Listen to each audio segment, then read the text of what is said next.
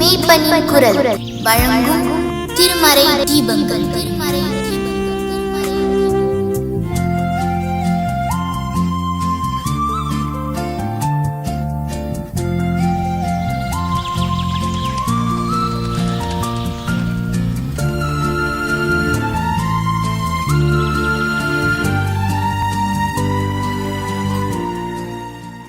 என் இயலாமையில் நீர் செயல்படுவீர், கரம் என்னை விலகாதிருக்கும்.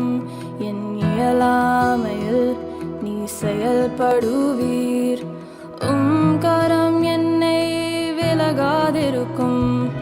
மலைகளை பெயர்ப்பீர் என்றால் என் தடைகள் உமக்கு எம்மாத்திரம்.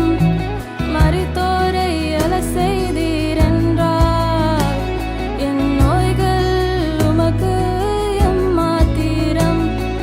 கிரகிக்க முடியா காரியம் செய்வீர், சர்வஞானியே உம்மை ஆராதிப்பேன். கிரகிக்க முடியா காரியம் செய்வீர், சர்வஞானியே உம்மை ஆராதிப்பேன். வெறும் கோலும் கையும் இது பரிவாரமாகும், உம்மாலன்றி இது யாரால் கூடும். வெறும் கோலும் கையும் இது பரிவாரமாகும், உம்மாலன்றி இது யாரால் கூடும். ஆகாயத்தை பட்சிகளை போஷிப்பீர் என்றால் என்னையும் போஷிப்பது நிச்சயமே. காட்டு புஷ்பங்களை உறுத்துவது நீர் என்றால் என்னை குறைவின்றி நடத்துவதும் நிச்சயமே. கிரகிக்க முடியா காரியம் செய்வீர், சர்வஞானியே உம்மை ஆராதிப்பேன். கிரகிக்க முடியா காரியம் செய்வீர், சர்வஞானியே உம்மை ஆராதிப்பேன்.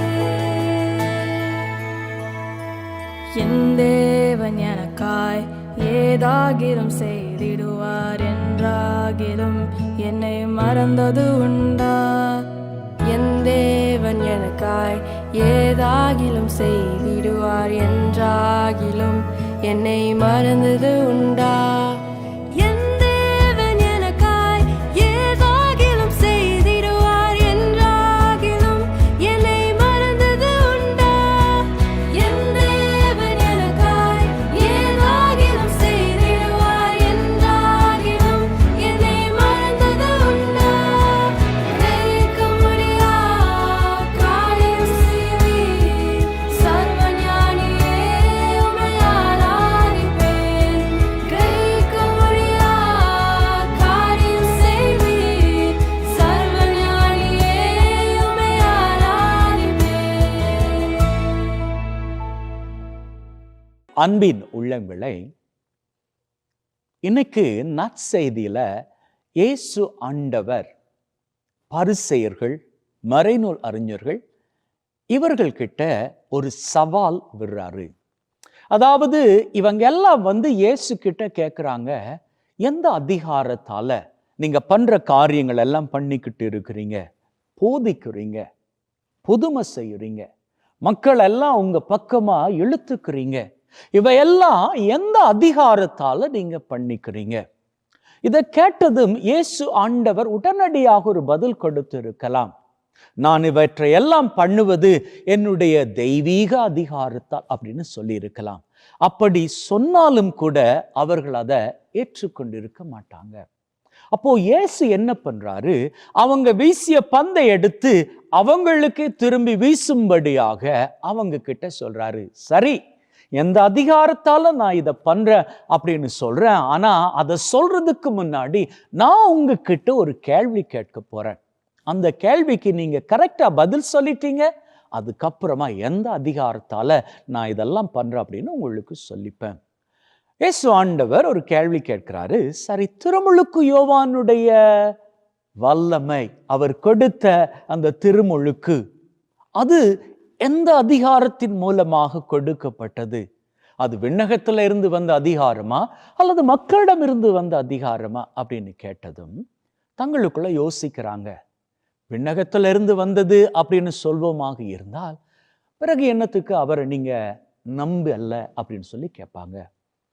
ஒருவேளை மக்களிடமிருந்து வந்தது அப்படின்னு சொன்னா மக்கள் அவரை ஏற்கனவே இறைவாக்கினரா ஏற்றுக்கொண்டாங்க, இவங்க தான் ஏத்துக்கல. அப்போ மக்களுக்கும் பயந்தாங்க. இந்த இடத்துல அவங்க ரொம்ப டிப்ளமேட்டிக்கா ஆன்சர் கொடுக்குறாங்களாம், எங்களுக்கு தெரியாது. அப்போ இயேசு ஆண்டவர் என்ன சொல்றாரு? உங்களுக்கு தெரியாது இல்ல, நீங்க பதில் தர உங்களால முடியல, நீங்க நான் கேட்ட கேள்விக்கு பதில் கொடுக்கல, அதனால நானும் நீங்க கேட்ட கேள்விக்கு பதில் தர முடியாது அப்படின்னு சொல்லி முடிச்சிட்டாரு. இந்த இடத்துல பாருங்க, இந்த பரிசேயர்கள், மறைநூல் அறிஞர்கள், இவர்களுடைய அந்த சாமர்த்தியத்தை பாருங்க. என்னெந்த சாமர்த்தியம்? தங்களுக்கு தெரியாது அப்படின்னு சொல்லுகிற சாமர்த்தியம். இந்த சாமர்த்தியத்தின் மூலமாக என்ன பண்றாங்க?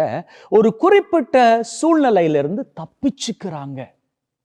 இப்போ ஒருத்தர் உங்ககிட்ட ஒரு காரியம் குறித்து கேட்கிறார் அப்படின்னு சொன்னா நாம நினைக்கலாம், ஒருவேளை அவங்களுக்கு தெரியாது, அதனாலதான் நம்ம கிட்ட கேட்கிறாங்க அப்படின்னு. அப்படி கிடையாது. அநேக தடவையில் அப்படி கிடையாது. அவர்கள் நம்ம கிட்ட வர்றப்போ அது சாமர்த்தியமாக நம்ம கிட்ட பேசுவதற்காக வர்றாங்க. அவங்க நம்ம கிட்ட கேட்குறாங்க, இன்னார் பற்றி உங்களுக்கு தெரியுமா, அல்லது இந்த நிலை பற்றி உங்களுக்கு தெரியுமா, அல்லது நாட்டில் நடக்கிற இந்த சூழ்நிலை பற்றி உங்களுக்கு தெரியுமா, இதற்கெல்லாம் யார் காரணம் அப்படின்னு தெரியுமா அப்படின்னு அவங்க கேள்வி கேட்கிறப்போ அநேகருக்கு விட தெரியும். இருந்தாலும் ஏன் கேட்கிறாங்க அப்படின்னா, சாமர்த்தியமாக அவங்க தங்களுக்கு தெரியாது போன்று நடித்து கொண்டு உங்ககிட்ட இருந்து பதிலை எடுத்து அவங்க இன்னொருத்தர் கிட்ட போய் அதை குறிச்சு பேசுறப்போ உங்களை அங்க பிரச்சனையில மாட்டி விடுவாங்க.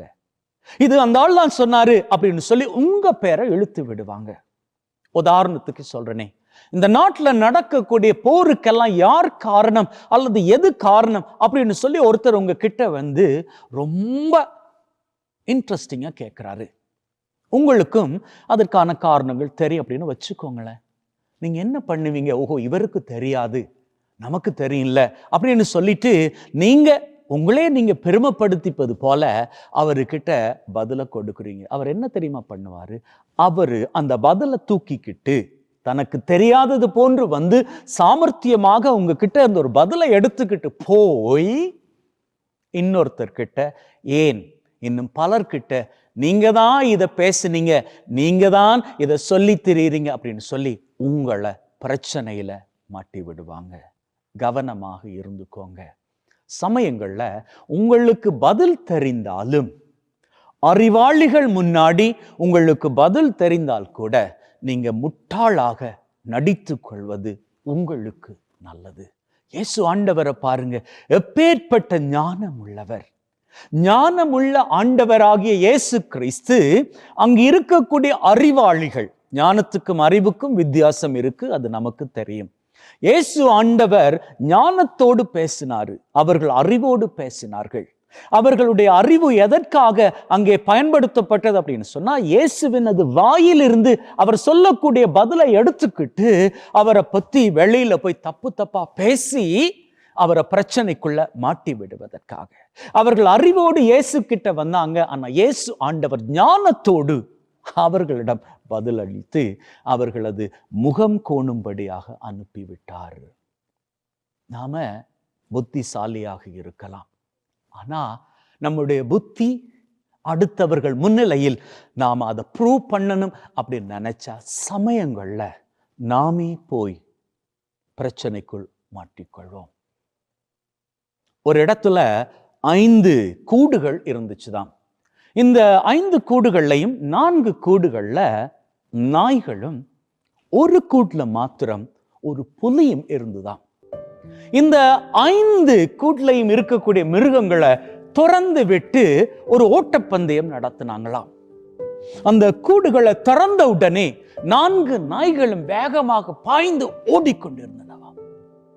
அப்போ அந்த போட்டியை நடத்தினவர் புலிகிட்ட கேட்கிறாரு, ஏப்பா இந்த நாய்கள் எல்லாம் ஓடிக்கிட்டே போகுதே, நீ ஏன் ஓடல அதுக்கு சிரிச்சுக்கிட்டு புலி சொல்லிச்சுதான், நாய்கள் முன்னாடி என்னுடைய வேகத்தையும் என்னுடைய திறமையையும் என்னுடைய மதிப்பையும் நான் ப்ரூவ் பண்ணி காமிக்க வேணும், அப்படி என்பதே கிடையாது. அன்பின் உள்ளவங்களே, எவ்வளவு பெரிய புத்திசாலியாக நீங்க இருந்தாலும் சமயங்களில் try to zip it up.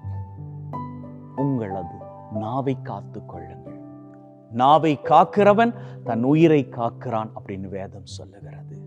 எனவே ஆண்டவராகிய இயேசு கிறிஸ்து இன்னைக்கு தன்கிட்ட யாரு கேள்வியோடு வந்தார்களோ, அவர்கள் ஏன் வந்தார்கள், எதற்கு வந்தார்கள்? தன்னை போற்றுவதற்காகவும் மதிப்பதற்காகவும் வந்தார்களா, அல்லது தன்னை பிரச்சனைக்குள் மாட்டி விடுவதற்காக வந்தார்களா? அப்படி என்பதை புரிந்து கொண்டு பேசினார். சமயங்களில் நம்மால் அப்படி புரிந்து கொண்டு பேச முடியாது.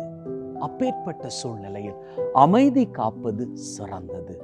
Smile and silence are the two keys for a successful life. அமைதியாக இருப்பதும் புன்னகைத்து கொண்டு வாழ்வதும் சிறந்த வெற்றிகரமான வாழ்க்கைக்கான வழி அப்படின்னு சொல்லப்படுகிறது. இதை கடைப்பிடித்து பாருங்கள்.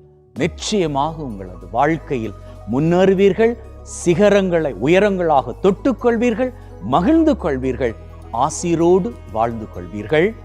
ஆமென்.